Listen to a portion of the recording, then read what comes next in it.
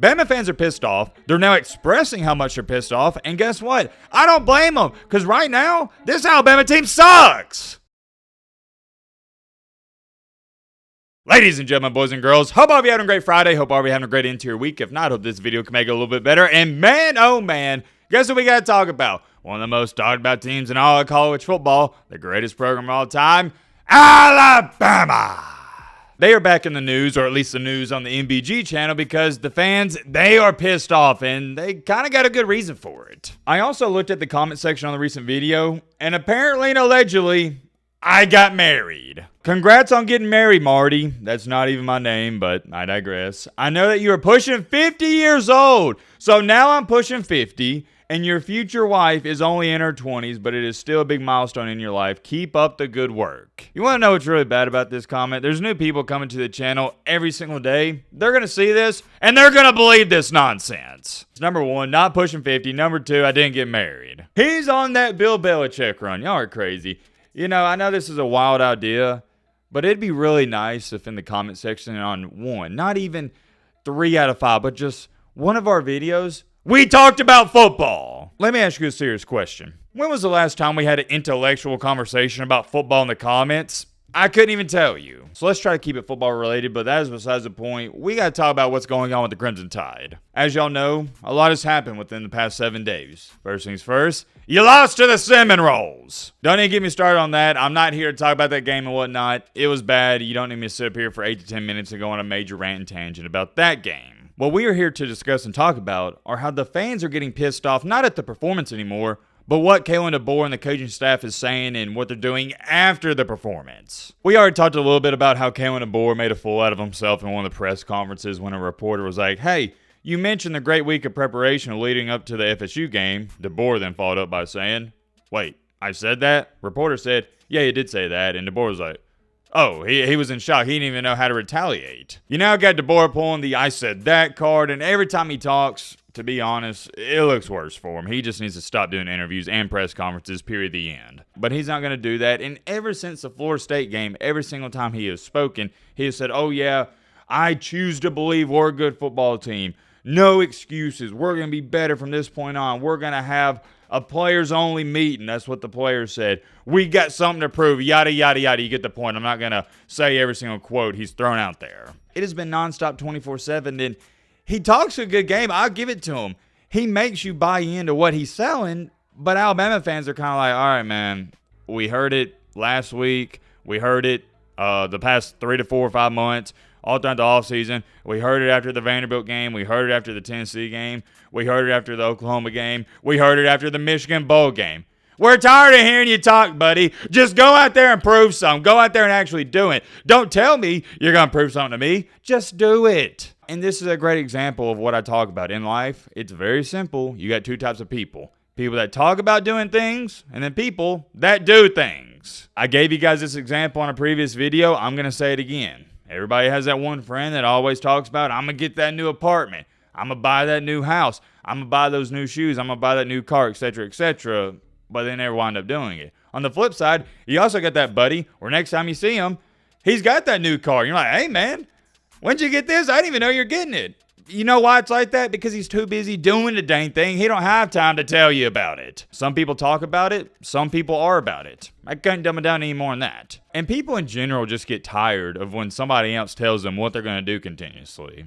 Just show me what your actions. Actions will always speak louder than words. And I've low-key let it slide. I've been paying attention to everything DeBoer, Kane Wommack, and the team's been saying up until this game against Louisiana Monroe. That was up until I started to see Alabama fans on Twitter really start to get upset with things. Let me give you an example. This person quote tweeted the tweet of Kalen DeBoer saying, hey, we had a great week of practice leading up into a Florida State game, and said, listen, I'm not at the point of wanting heads to roll, but this clip, especially DeBoer fumbling over his own quote, it's an atrocious look. Another one, Kane Wommack said, and I quote, I think we played timid, referring to the game against Florida State, trying to reassure fans, hey, that's not who we really are. That's not how we play. We're going to go out in the next couple of games, and we're going to be the aggressor. Here's another one. Alabama had one of their infamous players only meeting that they also had after the Vanderbilt game and after the Tennessee and Oklahoma game, and I quote, "It's just holding each other accountable. We all love each other. We all want the best for each other, but we're not going to allow one guy to stop us from getting to our goals." Oh yeah, it sounds nice when you read it, but let me just continue to show you some stuff. This is coming from one of Alabama's top donors/boosters. As one longtime Alabama donor, and not just any donor, but the kind who has their portrait hanging in the Donor Hall of Recognition at Bryant-Denny Stadium, told On3, "We're spoiled, always have been. But when we put a team out there that looks uninspired like we have far too many times these past 2 years,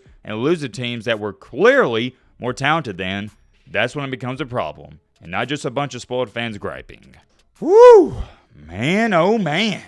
What do y'all think about that? Well, let me give you my 2 cents. I think he hit the nail on the head. All these, I guess you'd call them Alabama haters and people that just want to see the downfall of the Alabama dynasty, they don't understand that Alabama fans aren't crying, they're not upset, they're not pissed off because Alabama is losing these games. It's because Alabama is losing games as a 13/14 point favorite multiple times. That's what fans are mad about. They're not calling for Kalen DeBoer's job because he's losing games. It's how they look. Alabama is getting bullied. It is an embarrassing, and I mean an embarrassing product that Alabama is putting out there on that field. Not only is it lackluster, but even the Alabama haters can attest to this. It's mind-boggling. It just doesn't make any sense. And that's what's not acceptable. Losing is okay. It's going to happen. You're not going to win every single game, but it is how Alabama's losing. I hate when your casual fan out there goes, "Oh, yeah, well, Alabama fans are spoiled. They're coming back down to reality." My brother in Christ, that has nothing to do with this. And I see people write this all the time. "Oh, Bama fans are losing their minds because they're actually losing some games." No. Bama fans are losing their minds because of how this team is playing and performing. There's a big difference. When you got guys loafing on the field, there's zero energy on the sidelines, and it's a poorly coached team, I think the fans, even if they are Alabama fans, are entitled and should be holding their team, should be holding their players to a higher standard. Do you want Bama fans to lower their standard and just accept mediocrity? Let me know in the comments. Maybe y'all do. Winning national championships, making the playoff, that's all fine and dandy. The big dilemma here, and I hope people can resonate with this, is Alabama is the biggest problem the fans have. They're not playing hard, and they've been a soft football team ever since the first half of the Georgia game last year. Weak mindset, weak culture, and that's not acceptable in my everyday life, so I'm especially not going to make it acceptable for my favorite football team, and I don't expect Alabama fans to do it either. Alabama fans also weren't too thrilled with this comment from Kalen DeBoer after the first drive of the game, and here's what he had to say. "It goes back to we didn't hit the explosives. You can't put play after play together at 3 and 5 yards and go the length of the field. We kind of did that the first drive, and that's what took so long. I'm good with that. We love that. The defense really loves it. What happens is that at some point, there's a negative play. You had to have explosives to chew up chunks of yardage. We got to finish. We got to sustain." I'm not going to show you all the comments. You know what Bama fans are saying, and you're probably saying the same thing. Well, no, Kalen DeBoer, you're wrong. You can win the game doing that way, and you can play that way, getting 3 to 5 yards every single play. I get the gripe with that, especially the old school viewers, because that's how football used to be played. You just you wore down your opponent drive after drive after drive, and even if it stalled out, that's fine. But Kalen DeBoer is a West Coast guy, and he's used to putting up 40 a game, so his play style and philosophy, it's a little bit, or not a little bit, being sarcastic, is a lot of bit different. He doesn't want to drive like that where you're going 3 to 5, or it's not that he doesn't want it. What's a better way of saying it? He understands and realizes that's not going to be their play style. He doesn't believe it's sustainable. They need chunk plays to make up for whenever you get sacked or you're behind the sticks and it's 2nd and 12, 2nd and 13, 3rd and 7, stuff like that. To each their own, I guess, but it's definitely an interesting strategy and an interesting remark. After that, though, it continues to get better on Kalen DeBoer's Hey Coach talk show. Guess what he said again? "We're all pissed off about what happened," referring to the game. And this is when I notice a lot of Alabama fans in the comment section are like, "Dude, will you just shut up and go out there and do something?" Bama fans are just really sick and tired of hearing this. "We're pissed off. It's going to be better. No excuse." Everything we've talked about up until this point. You got to throw this in there. DeBoer isn't the best public speaker of all time. He doesn't really seem too confident in any of the answers he's been given recently, and that's been rubbing Bama fans the wrong way. And I can tell you from firsthand experience, when Saban got up there for an interview or press conference, it was a must-watch. I wanted to see every single second of it, and I wanted to see what he had to say all throughout the video. I didn't care if it was 10, 15, 20 minutes long. He just had that aura about him. It wasn't some facade or anything. He was as real as it gets. Saban was always short and precise.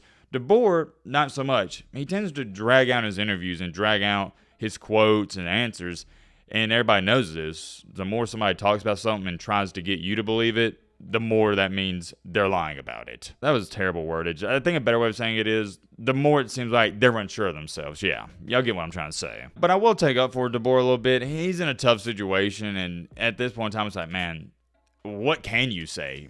Nothing you say is going to make the Alabama fan base any happier. I'm going to divert back to this. When you are losing games the way Alabama's been losing, fans don't want to hear anything out of your mouth. Nothing. Let me say this if I haven't clarified in the video enough already.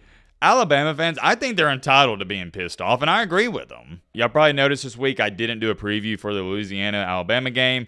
I think it's pointless. I don't think any of you want to see a preview for a cupcake, or at least what should be a cupcake. And I already know I can see you, Timothy and Bobby, flying to the comment section. Well, Matt, do you remember Nick Saban lost it? Yes, I remember. And you know what they say? History, it tends to repeat itself. Could it happen again here? I will put it to you like this. I said this last week about the Florida State game. I will say it again. I would not be shocked with the way Alabama's playing if Louisiana Monroe went into Tuscaloosa at night and beat them. It would not shock me. Is it likely? No. Do I think Alabama's going to win? Yes. I don't think it's a smart choice to pick the upset here. But let's throw that out there right now. And it's not really anything about Louisiana Monroe. It's more so at this point in time, nothing's going to shock me with this Alabama football team. They're not good. And when you are not a good, disciplined football team, anything can happen on that field. Anything. What's the more reasonable outcome in this game? Let's not kid around. Alabama is still Alabama. They got far more talent than ULM. So I would say probably Alabama's going to win something like 42-14, 42-10, something along those lines. And as a Bama fan heading into this matchup, I guess I'll give you a little short preview/prediction. Here's what I'm looking for. Effort, and what's that word? Gosh, man, I'm drawing a blank. What is that word? Oh, yeah. Effort! Coach Matt is in the building. This is the most cliche thing I can tell you, but it's what you need to hear, and it's what the Alabama players need to hear. Play hard. That's all I'm looking for. If I was the head coach of this team and I walked into the locker room, that's all I would say. Play hard. And if you don't play hard, you're getting benched. You see, y'all may think y'all have, but you ain't seen Matt get passionate and fired up. When I get into my coaching element, and maybe one day I'll pursue that avenue, it's a different person. I'll put it to you like this. I'm more of a Nick Saban type of guy than a Kalen DeBoer guy. So let's see some effort on Saturday. How about that? Many more things I could say when off here. I'm curious to know your thoughts down below. But,